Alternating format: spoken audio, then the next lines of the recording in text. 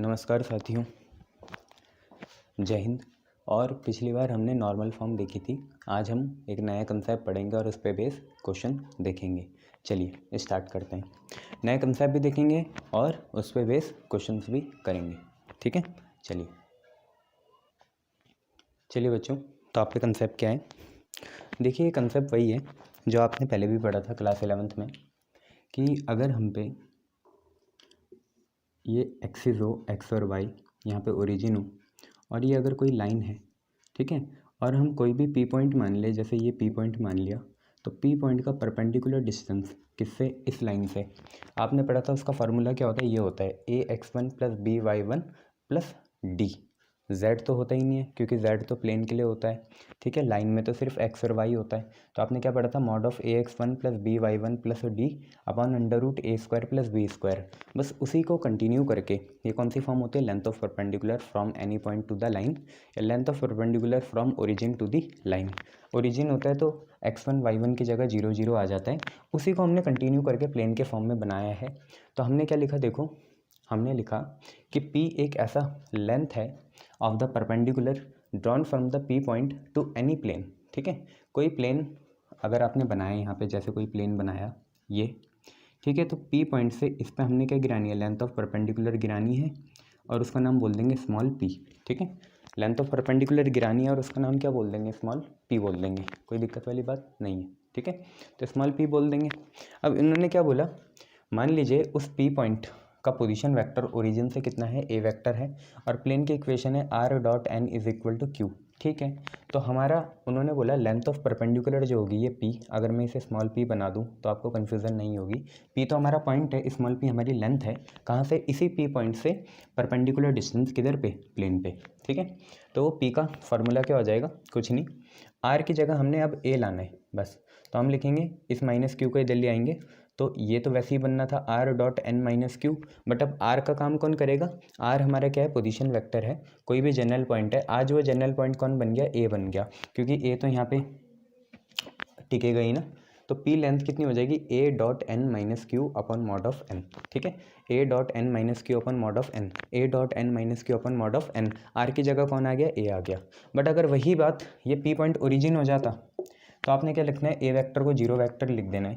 Zero vector dot N vector zero vector ही आएगा। Zero vector minus Q आपका minus का मॉड क्यू आएगा, बट वो प्लस ही रहेगा, तो क्यू अपॉन एन लिख दिया हमने। आप कार्टेशियन फॉर्म से बहुत अच्छी तरीके से चिर परिचित हैं। कार्टेशियन फॉर्म आपकी क्या होती है? मान लो ये पी पॉइंट हो गया x1 y1 z1, ठीक है, और प्लेन की इक्वेशन है ax plus B y plus C z plus d is equal to 0। तो परपेंडिकुलर डिस्टेंस आप कैसे निकालते थे भाई? आप लिखते थे a x की जगह, जनरल पॉइंट की जगह x1, प्लस बी वाई की जगह y1, प्लस सी जेड की जगह z1, प्लस डी, ये आपका ऊपर आता था, और नीचे आता था अंडर रूट कोफिशेंट के स्क्वायर का सम, तो A square plus B square plus C square नीचे आ जाता था। अब यहीं पे अगर पी आपका ओरिजिन होता तो x1 0 y1 0 z1 0, ये पूरी चीज़ जीरो हुई, ऊपर बचा डी अपन नीचे अंडर रूट ए square plus B square plus सी स्क्वायर। तो ये कंसेप्ट आप याद रखना, इसमें मैं आपको 5-6 क्वेश्चन कराऊंगा। कंसेप्ट देख लीजिए क्या है। पी जो हमारा लेंथ ऑफ परपेंडिकुलर है, पी पॉइंट से डाला, पी पॉइंट का पोजीशन वेक्टर क्या है? ए वेक्टर है। किस प्लेन में गिराया? R dot n is equal to q में। तो पी की वैल्यू क्या होगी? A dot n minus q upon mod N.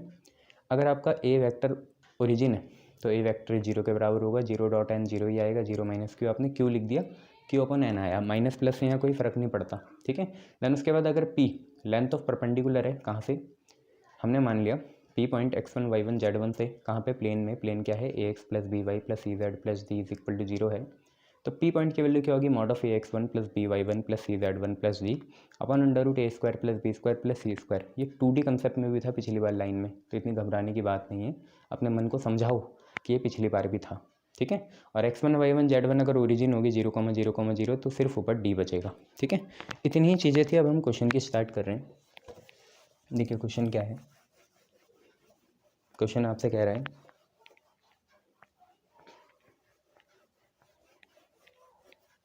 ये सब, हम क्वेश्चन की स्टार्टिंग कर रहे हैं।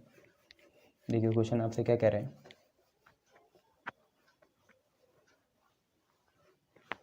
क्वेश्चन आपसे कह रहा है, क्वेश्चन नंबर 1 आप लगा देना अपनी कॉपी में, मैं क्वेश्चन ही लिख रहा हूँ। तो क्वेश्चन आपसे कह रहा है find distance of point P, ठीक है। पॉइंट कुछ नहीं दे रखा, पॉइंट का पोजीशन वेक्टर दे रखा, मतलब ये A वेक्टर हो जाएगा I plus 2j minus 3k from plane, plane है R dot 2i minus 5j minus k. आपने वो बुकलेट ले रखी है ना अपने साथ, जिसमें सारे ये कंसेप्ट पहले से लिखवा रखे हैं, वो साथ में याद रखना, ठीक है। तो हमें डिस्टेंस निकालना है, ठीक है। हम दोनों तरीके से निकालेंगे बच्चों, आपको पेपर में एक ही तरीके से करना है, बट पहले मैं चाह रहा हूँ इसे वेक्टर फॉर्म से करें, ठीक है। आप ये देखें गिवन पॉइंट क्या है भैया, गिवन पॉइंट का हमें पोजीशन वेक्टर दे रखा, पोजीशन वेक्टर हटा देंगे तो गिवन पॉइंट है 1 2 माइनस 3, 1 2 माइनस 3, ठीक है। पोजीशन वेक्टर अगर इस गिवन पॉइंट को हम P मान लें तो पोजीशन वेक्टर OP मतलब A वेक्टर कितना दे रखा, I plus 2j minus 3k दे रखा, ठीक है। इतना हमने लिखा भी था कंसेप्ट में। गिवन इक्वेशन ऑफ प्लेन क्या है, given equation of plane, plane की गिवन इक्वेशन क्या है बच्चों, प्लेन की गिवन इक्वेशन है R dot 2i minus 5j minus k is equal to 4, ठीक है। अगर हम इसे कंपेयर करें किससे, R dot n is equal to Q से, क्योंकि P तो ये रहा, ठीक है। तो आपको ये मिला कि आपका जो n वेक्टर है नॉर्मल वेक्टर वो है 2i minus 5j minus k, ठीक है। और जो आपकी लेंथ है Q वो कितने के बराबर है 4, ठीक है। जो आपका डिस्टेंस है आप उस डिस्टेंस को मान लेते हैं small p, length of perpendicular, ठीक है, लेंथ ऑफ परपेंडिकुलर ये आप मान के चलते हैं। इस p की वैल्यू क्या होती है, r की जगह क्या आएगा, a आएगा, ठीक है। तो आपका होता है mod a dot n minus q ये रहता है। और अपॉन में क्या रहता है बच्चों, अपॉन में आप सबको पता है n का मॉड रहता है, किसका मॉड रहता है, n का mod, under root a square plus B square plus C square रहता है। तो ज़रा डाल के देखते हैं क्या आएगा, a कितना है, a है आपका OP vector I plus 2j minus 3k ये आपका a है, डॉट n कितना है 2i minus 5j minus k, 2i minus 5j minus k ये आपका क्या है n है। और फिर आप करेंगे माइनस का q है आपका 4, अपॉन में लगाएंगे मॉड n कितना है n ये रहा, इसका मॉड करेंगे 2 का स्क्वायर प्लस माइनस 5 का स्क्वायर प्लस माइनस 1 का स्क्वायर, ये तो यूनिट्स में आएगा, ये निकाल लेते हैं। p की वैल्यू देखिए क्या आएगी, मॉड i को i से करेंगे 2 1 जा 2, j को j से करेंगे माइनस 5 2 जा माइनस 10, k को k से करेंगे माइनस 3 माइनस 1 आएगा प्लस 3, साथ में चल रहा है माइनस का 4, साथ में नीचे देखेंगे क्या है 2 का स्क्वायर 4 माइनस 5 का स्क्वायर 25, 1 का स्क्वायर 1, 25 4 29 और ये 30 आ जाएगा रूट में, ठीक है, रूट आ जाएगा 30 में, ठीक है। क्लियर है इतना, 5 का स्क्वायर 25, हाँ 30 ही आएगा। अब आप यहाँ देखिए 3 और 2 5 हो गया, ठीक है, और माइनस 10 4 हो गया माइनस 14, ये आएगा माइनस का 9, माइनस का 9 बाहर जाके बनेगा प्लस का 9, इसमें तो रूट होता नहीं है तो प्लस का 9 नीचे आएगा रूट 30, ठीक है। इसका कुछ हो भी नहीं सकता, इसी को आंसर लिखेंगे तो 9/√30 यूनिट्स आपका आंसर हो जाएगा। क्लियर है इतना, देख लीजिए कितना आंसर है 9/√30, क्लियर, गुड, इतना ही आंसर है भाई 9/√30, क्लियर, गुड।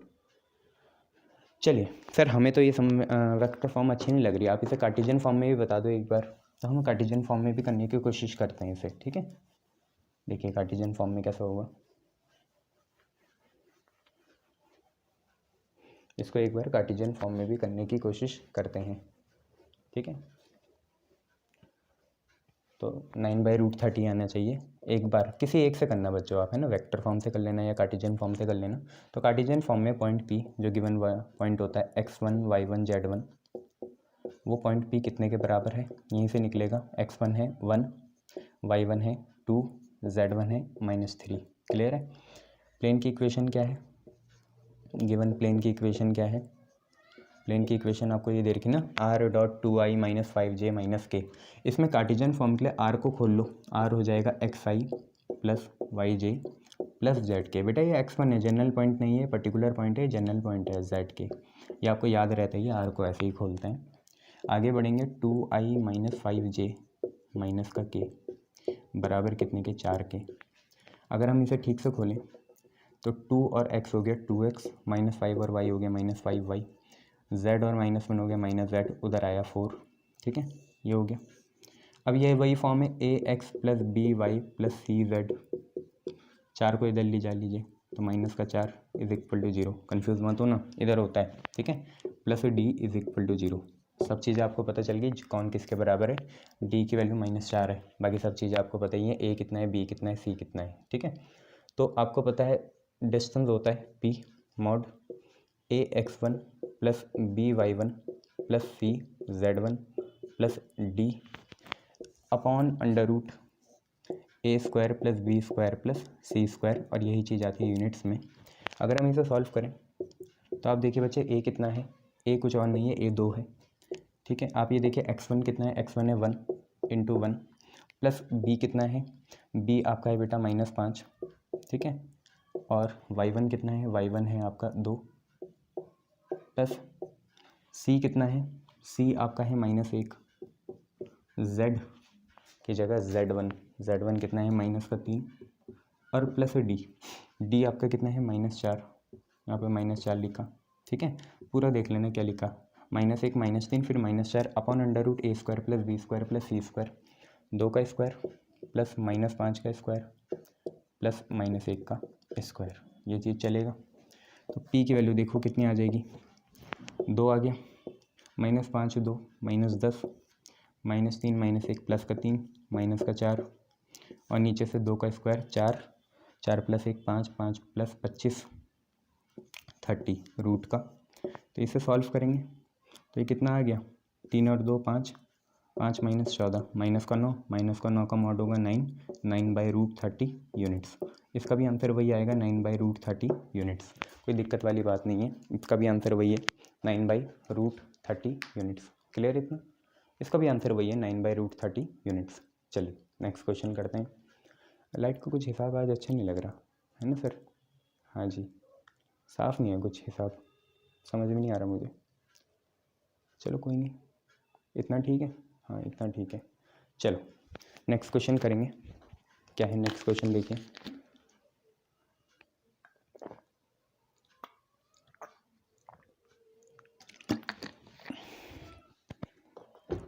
देखिए नेक्स्ट क्वेश्चन आप पे क्या है, नेक्स्ट क्वेश्चन आपसे कहना चाह रहे हैं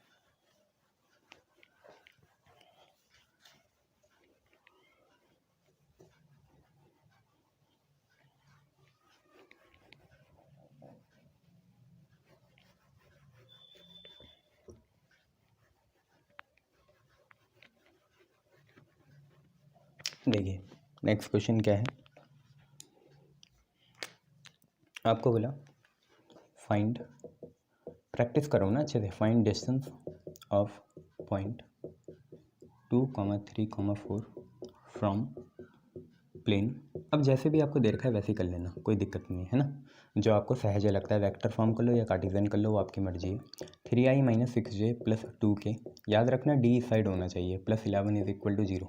क्लियर इतना, बस अब सजा के लिख लो। आप देखो, आप ये बताओ x1 y1 z1 कितना है, फटाफट।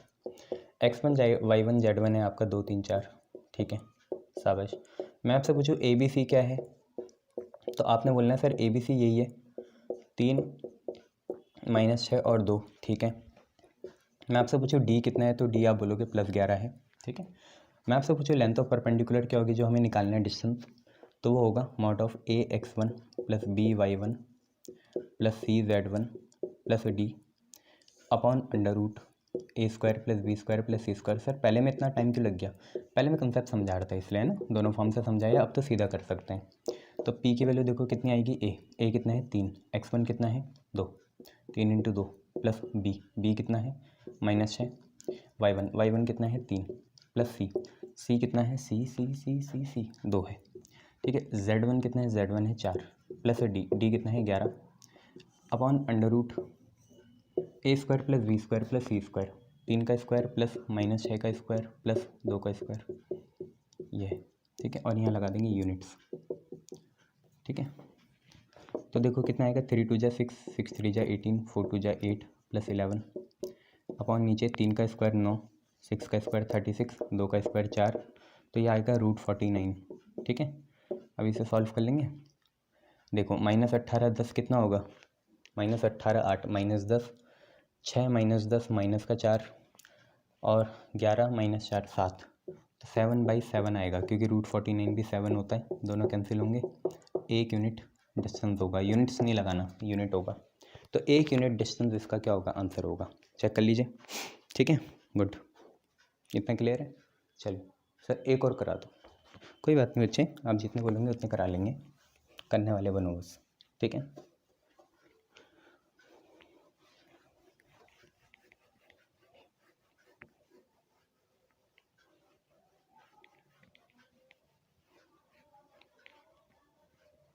देखो आपको निकालना है find distance of point 2, 3, -5, 2, 3, -5 from plane है x + 2y - 2z = 9, ठीक है। x + 2y - 2z = 9। बहुत आसान है बच्चों, आप ये बताओ x1 y1 z1 मतलब गिवन पॉइंट कितने हैं, 2 3 -5, इसकी दूरी निकालनी है प्लेन से। अच्छा अगर आपसे बोले दो प्लेन से दूरी निकालो, अरे वाह, तो एक प्लेन का जनरल पॉइंट मान लेना p, दूसरे से दूरी निकालना, ऐसा भी क्वेश्चन करेंगे, अभी चिंता मत करो, अभी तो बस ये है। और यहाँ से आपको डी आर्स मिलेंगे a b c, वो कितने हैं, नॉर्मल के डी आर 1 2 -2 है भैया, ये इधर होना चाहिए, ठीक है। तो डी की वैल्यू क्या है, +9 नहीं है, -9 है, क्योंकि इधर होना चाहिए, है ना, डी आर्स के साथ। चलो निकालो, पी होता है डिस्टेंस कितने के बराबर होगा, a x1 + b y1 + c z1 plus का d upon √a² + b² + c², यही होना चाहिए। हाँ जी, कितने के बराबर, यूनिट्स के बराबर। देख लेंगे क्या आएगा, सिंगल आएगा तो यूनिट लिख लेंगे। a की वैल्यू कितनी है, आप सीधा करो, a की वैल्यू कितनी है 1, और x1 कितना है 2, 1 × 2 कितना 2, ठीक है, प्रोग्रेस करो ना, इसलिए तो करा रहा हूँ बार बार। b की वैल्यू कितनी है 2, ठीक है। y1 की वैल्यू कितनी है 3, 3 दूनी 6, 3 × 2 = 6, ठीक है। c की वैल्यू कितनी है -2, z1 की वैल्यू है -5, -5 -2 का प्लस का 2, d है -9 अपॉन √a कितना है, a देखो कितना है, a 1, 1 का स्क्वायर 1, b का स्क्वायर 2 का स्क्वायर 4, -2 का स्क्वायर 4, ठीक है। 16 2 18, 16 और 2 18, 18 - 9 कितना आएगा 9, और यह है √9, ऊपर तो 9 ही रहा, √9 होता है 3, 3 3 × 9, 3 यूनिट्स आंसर आ गया। कितना यूनिट्स आंसर आ गया, 3 यूनिट्स आंसर आ गया। क्लियर है इतना, कितना यूनिट्स आंसर आया, 3 यूनिट्स आंसर आया है। चलो नेक्स्ट देखते हैं क्या है।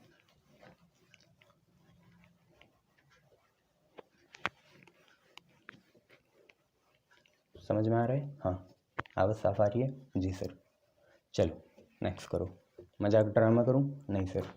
चलो नेक्स्ट करते हैं। नेक्स्ट क्वेश्चन है, if a plane has intercept वाली फॉर्म पता है ना, x/a + y/v + z/c बराबर 1 के। If plane has intercepts a, b and c on coordinate axis and is at a distance of मतलब प्लेन इतनी दूरी में है, is at a distance of p units from origin। अब पता है ना ओरिजिन से डिस्टेंस क्या होता है, यस सर पता है, फ्रॉम ओरिजिन, ठीक है। Prove that 1/a² + 1/b² + 1/c² बराबर 1/p² के, ठीक है। आपसे बोला कि मान लो कोई प्लेन है, ठीक है, मान लो ये प्लेन है, ठीक है, और ये आपकी कोऑर्डिनेट एक्सिस है, ऐसे ओरिजिन x y z, ठीक है।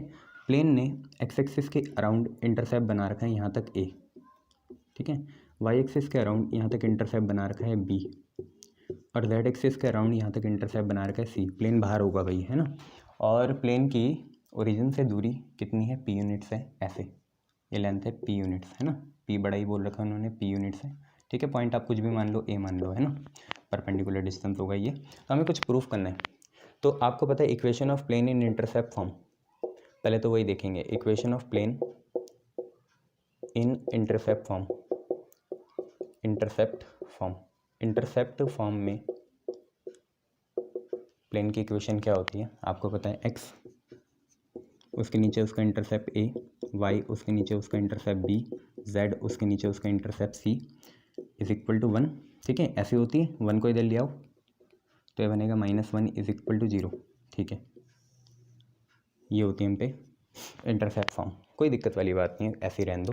अब आपको ये बोला कि आप ये देख पा रहे हो ना, इसका कोऑर्डिनेट आज ए ना होके या डी आर जो है वो 1/a है, 1/b है, 1/c है, डी आर इतने हैं। ठीक है, अब आपको बोला कि p इज़ डिस्टेंस मतलब लेंथ है, p is length of perpendicular from origin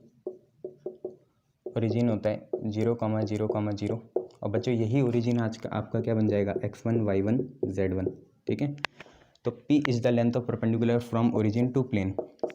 ठीक है, और बच्चों प्लेन के डी आर्स मतलब प्लेन के नॉर्मल्स के डी आर्स कितने हैं, प्लेन के नॉर्मल के डी आर हैं x के साथ जो है कितना है 1/a, a नहीं है 1/a है, 1/b है, 1/c है, और जो d होता है d कांस्टेंट वो कितना है आज -1 है।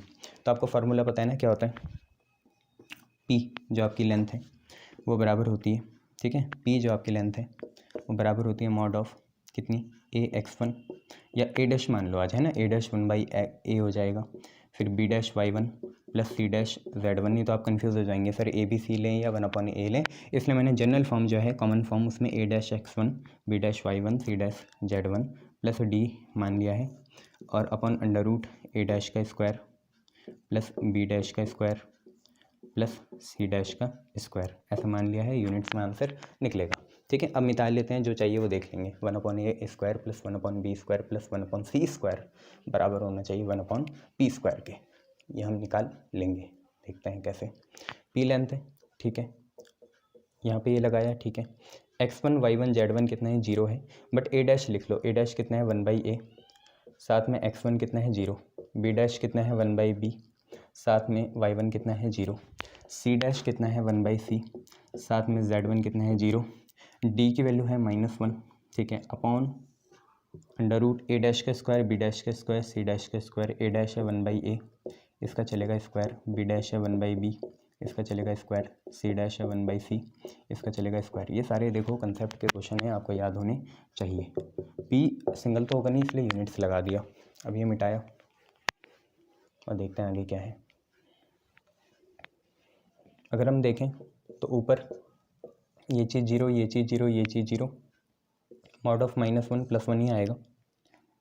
चलो अंदर -1 ले लो। अब ये अंडर रूट है, कितना आया 1/a square, 1/b square, 1/c square, ये आया। ठीक है, अब मैं चाह रहा हूँ मॉड खुले तो ये बनेगा 1 -1 का मॉड 1 आएगा, ये आएगा अंडर रूट 1/a स्क्वायर, यहाँ पे आएगा 1/b स्क्वायर, यहाँ पे आएगा 1/c स्क्वायर। ठीक है, अब आप एक काम करिए, कुछ नहीं, दोनों साइड स्क्वायरिंग कर लीजिए, तो ये हो जाएगा p स्क्वायर, वो हो जाएगा 1 का स्क्वायर 1, और यहाँ पे स्क्वायर से रूट कैंसिल, तो 1/a स्क्वायर, 1/b स्क्वायर और 1/c स्क्वायर ऐसा कुछ आ जाएगा। क्रॉस मल्टीप्लाई कर लीजिए, इसको नीचे इसको ऊपर ले आए, तो ये पूरा ऊपर गया तो ये आ गया 1/a स्क्वायर, ये आ गया 1/b स्क्वायर, ये आ गया 1/c स्क्वायर, और ये आ गया 1 उसके नीचे p आया, तो p का स्क्वायर आया। ये पूरी चीज़ ऊपर गई, ऐसे वो पूरी चीज़ नीचे आई है। यही आपको प्रूफ करना था, 1/a square plus 1/b square plus 1/c square कितने के बराबर, p स्क्वायर के, हम लेके भी आ गए हैं। ठीक है, शाबाश।